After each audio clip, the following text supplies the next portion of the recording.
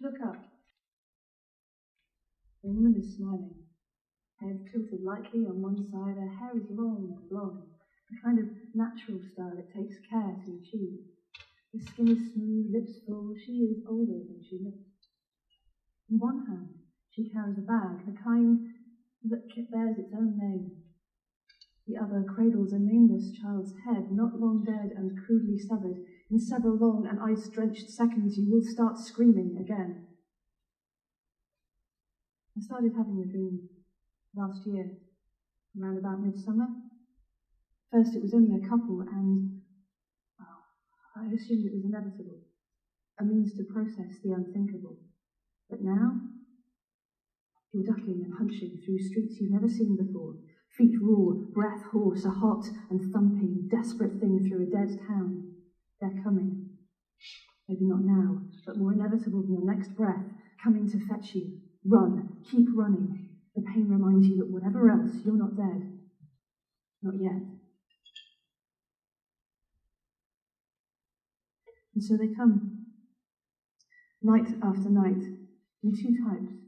Some like I'm living it. Complicit and visceral, a battle of heaved breaths, death on every corner. Immediate, cinematic, dismissible.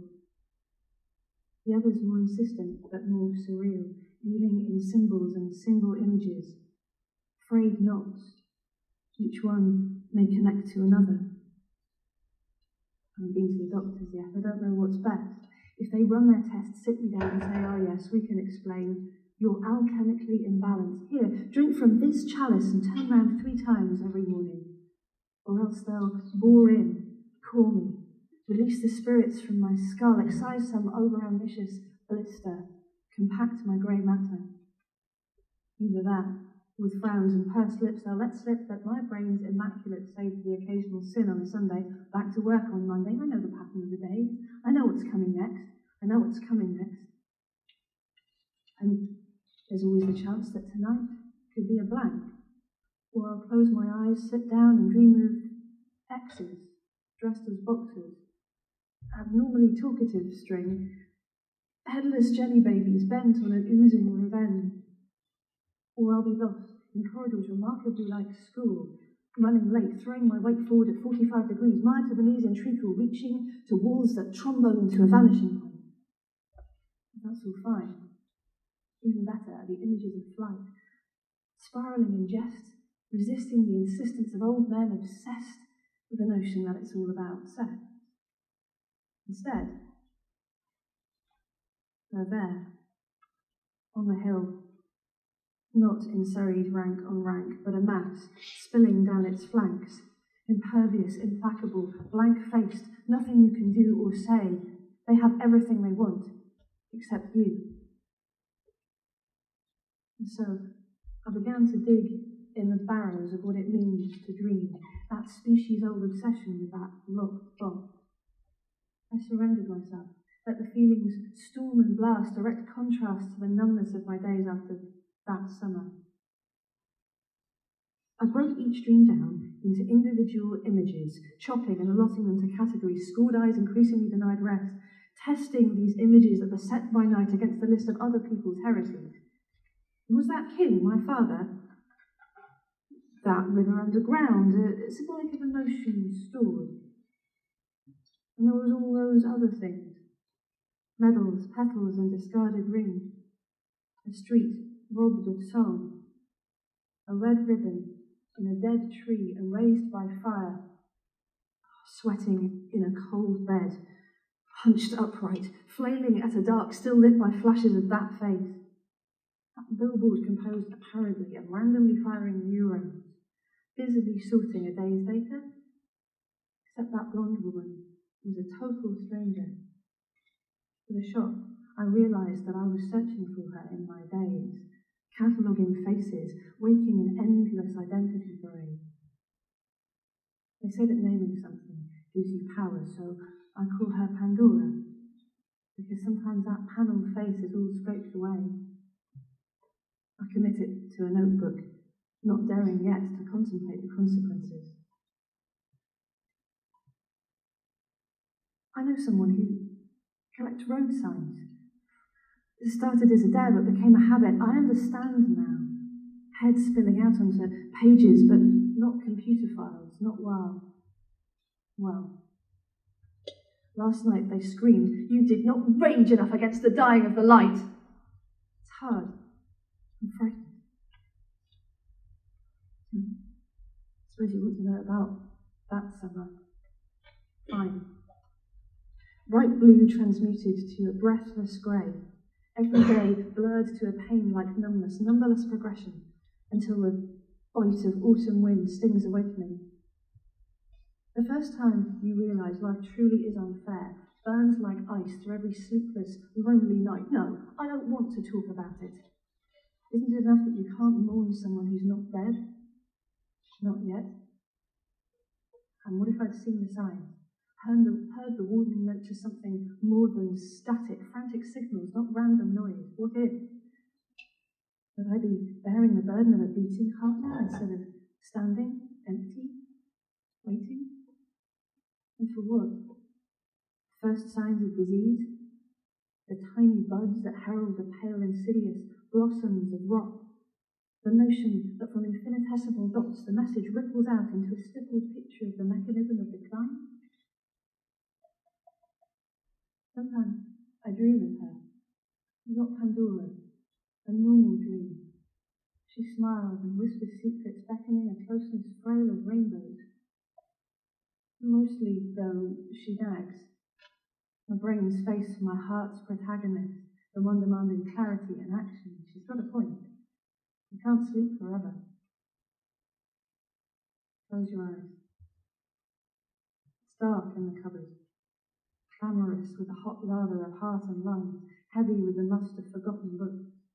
Only you to take their place, huddled, screwed up in a cupboard, breathing and rebreathing your own stale panic. What's that? A flash of light, the door's grabbed open, your left leg drubbed out, and no. Just a creaking floorboard. A crash of light, your left leg yanked out, no. Just the ringing in your ears. A crash of light, no. A crash of no. Dark and still, and you alone. Fades to black, pain in your back, dry mouth. Listen, what's that? Listen, what's that? Oh, thank God. Next to a blessed barking dog. Let 2 burglars in last month that if you so much as turn over at 1 a.m, gives off for over an hour. Right now, that dog is my best friend. 3 nights like this in a row, though, and I'm a diamond-studded kind of tired, glittering with a light both clear and fractured, manufactured smile stretched just a touch too tight, light and sound drilling through my skull with shrapnel-sharp insistence. I disappear in a flurry of excuses, refusing to persist. Anyway, I couldn't tell you if it was that night or one just like it. I was sitting on a homeward train, looking at all these things I didn't need or understand, sitting opposite these people, feeding, plugging easy food, music, and crude images in and staring, just staring at anywhere but the souls around them, and me, wondering. See, I'm pretty sure now how it'll end. Rent and spent, nothing to mend. An extension, look, we invite it in, pay for the privilege, sink so deeply in that it becomes part of our skin, integral. And I thought, yes, but maybe I can find out how it begins. Sometimes they're all dead. Sometimes only some of them are. Sometimes that's worse. And so now, instead of chopping, I'm connecting. Collecting signs, just like my friend. Stacking and collating in pages and the cupboards of my brain. I dabble in the entrails of the daily papers, sift through repeated motifs on the TV, catalogue our obsession with containment, our increased compulsion to sterility, our preservation of the dead veneer of you. If I'm right, the symptoms hide in plain sight under words and gestures, the means with which we map the darker world within to the daylight one we're forced to walk in. And every day's internal pace, dictated by its addition to the list, tick-tock, like a twisted beat. When working or walking, commuting or talking, the rhythms and systems and blistering, rubbing and rubbing on what if it's true and what if it's true, what happens to you and you and you. And colleagues and strangers, commuters and friends just don't have a clue. Don't have a clue that night after night I wake unenlightened and frightened, guts tighten on what if I'm right, and what if I'm right, and what if, and what if, and what if I'm right. I couldn't tell you when it became I. Only your notion to see past the night screens? I suspect it was slow, a limestone drip until I let slip to myself that I was considering getting fitter. Not for slimness, but so that I could run, keep running, climb, hunt, dive, thrive, learn to find north and water, stack stone on stone, make fire, not just a hearth, but a forge. You see, the thing about running is, sooner or later you run out. And the thing about hiding is, sooner or later the cupboard door has to open. So what's next? And where will following our dreams take us? What do you think?